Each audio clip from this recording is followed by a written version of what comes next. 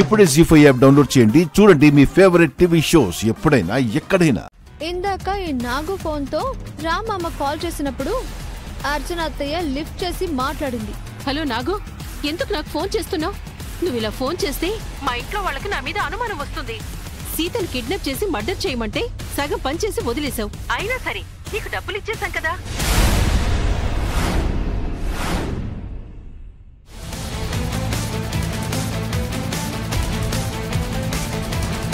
ఇది నిజమా అర్చన?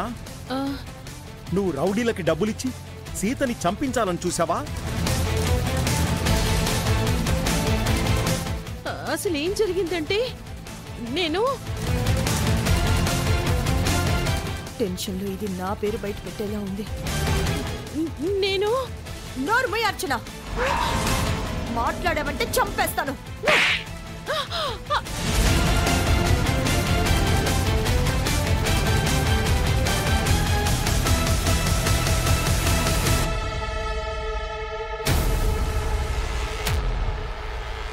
సీతని కిడ్నాప్ చేయించి చంపించాలని చూస్తావా? ఆడదానివేనా నువ్వు? సాటి ఆడదాని పట్ల ఇంత అన్యాయంగా ప్రవర్తిస్తావా? అది కాదు మహా. ఇంకేం మాట్లాడుకో.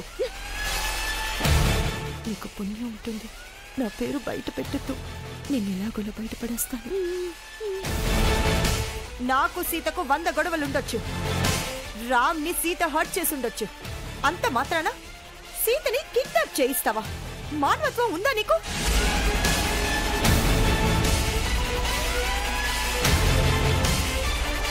ఈ ఇంట్లో నేను ఒక్కడే క్రిమినల్ అనుకున్నాను. అందరూ క్రిమినల్స్ లా ఉన్నారే.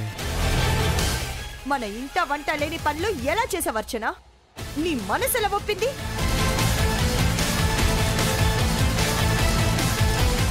ఆ మాట నువ్వే చెప్పాలి మరి. కిడ్నాపులకి కేర్ ఆఫ్ అడ్రస్వి, మర్డర్లకు మార్గదర్శకురాలివి. నువ్వు అర్చన అంటున్నావా? పాపం రామ్ ఆ రోజు సీత కోసం ఎంత బాధపడ్డాడు. నువ్వు ఇంట్లో ఉండి కూడా ఏమి తెలియనట్టు నటించావు. ఆ రోజు నటించింది అర్చన లేక నువ్వా మహాలక్ష్మి? ఎందుకు ఇలా చేసావు అర్చన? నీకు సీతని కిడ్నాప్ చేయించాల్సిన అవసరం ఏమొచ్చింది? నువ్వు చాలా పెద్ద తప్పు చేశావు. చెప్పవే, ఎందుకు చేశావు? నీకు సీతతో గొడవ ఏంటి? చెప్పు. నేను మిమ్మల్ని ఎంతగానో నమ్మాను పిన్ని. మా అమ్మ తర్వాత, మహాలక్ష్మి పిన్ని తర్వాత నువ్వు అంతటి దాని అనుకున్నాను. ఉషని నా సొంత చెల్లెల్లా చూసుకున్నాను. మీకోసం నా ఆస్తిలో వాటా కూడా ఇవ్వాలనుకున్నాను.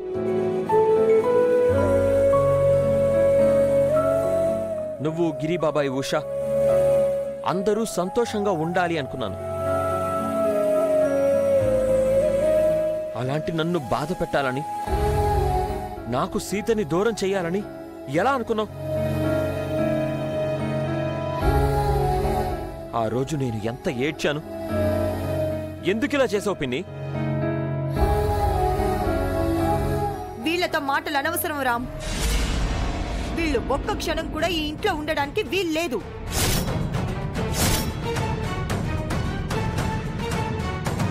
కట్టుబట్టలతో బయటికి పంపించేద్దాం. అప్పుడు కాని వీళ్ళకి బుద్ధి రాదు.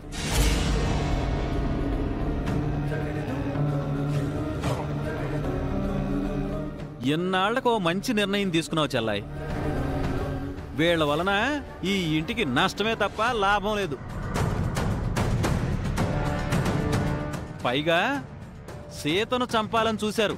వెంటనే బయటికి పంపించు.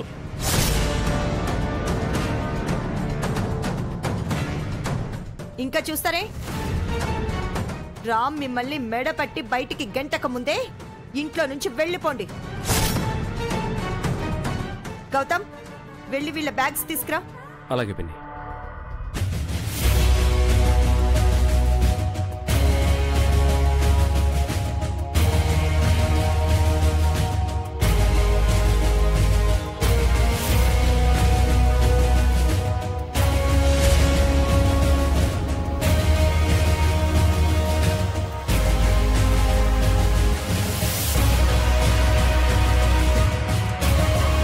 సారీ రామ్, మీ పిన్ని అలా చేసిందని నాకు తెలియదు. తన తరపున నన్ను క్షమించు.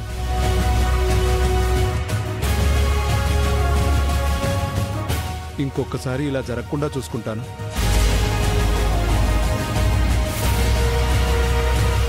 నేను కూడా క్షమాపణ చెప్తున్నాను రామ్.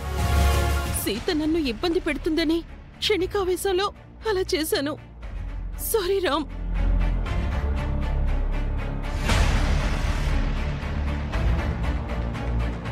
సారీ లేదు, ఏమీ లేదు.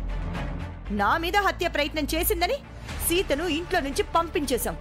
సీతని కిడ్నాప్ చేయించినందుకు మీరు కూడా బయటికి వెళ్ళాలి. వెళ్ళండి.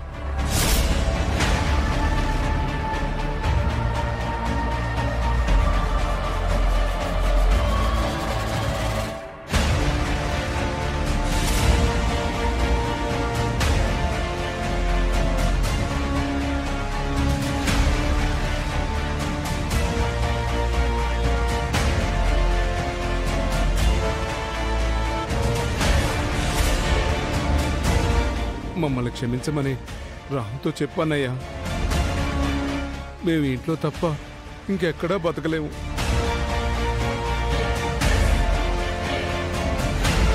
అవును బావగారు, మళ్ళీ ఏ తప్పు చేయను. మాకు ఏ ఆస్తులు వద్దు. ఈ ఇంట్లో ఉండనిస్తే చాలు. మమ్మల్ని క్షమించమని రామ్తో చెప్పండి బావగారు. ఏం చేద్దాం రామ్? నువ్వే నిర్ణయం తీసుకో. నిర్ణయం తీసుకోవాల్సింది నేను కాదు డాడ్, సీత.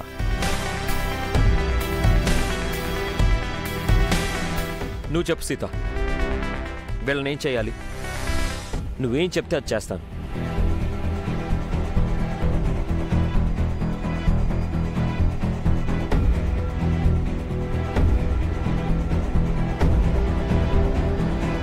పోలీసుల్ని పిలిపించి వీళ్లను అరెస్ట్ చేయించు సీత.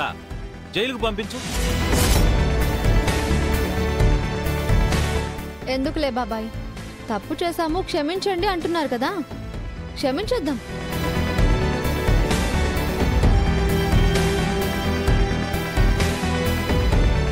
సీత క్షమించానంటుంది కాబట్టి మిమ్మల్ని వదిలేస్తున్నాను. ఇలాంటి పిచ్చి పనులు మళ్ళీ ఎప్పుడు చేయకండి. ఇంట్లోనే ఉండండి.